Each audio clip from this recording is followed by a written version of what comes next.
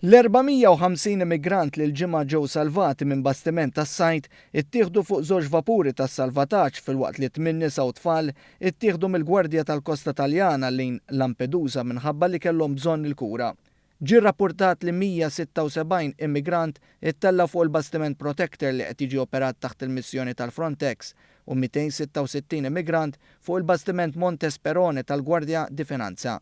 Kif anki ntqal mill-istqarrija tal-Ministeru għall-Intern Malti l-ġimgħa, iċ-Ċentru ta' Koordinazzjoni u Salvataġġ Malti ġie infurmat miċ-ċentru ta' Ruma bil-preżenza ta' bastiment tas-sajd li fuqha kien hemm l-immigranti.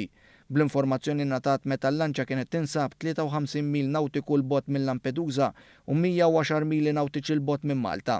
Iżda n-nies abbord il-bastiment għarfu liċ-ċentru ta' Koordinazzjoni u Salvataġġ Malti li l-intenzjoni tagħhom kienet li jibqgħu sejrin lejn il-gżira ta' Lampedusa.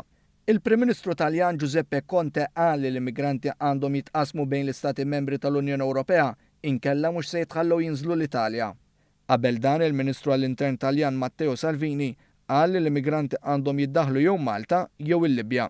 Min-naħa tiegħu il-Ministru għall-Intern stqal li Malta wettqet l-obbligi kollha tagħha skont il-konvenzjonijiet internazzjonali.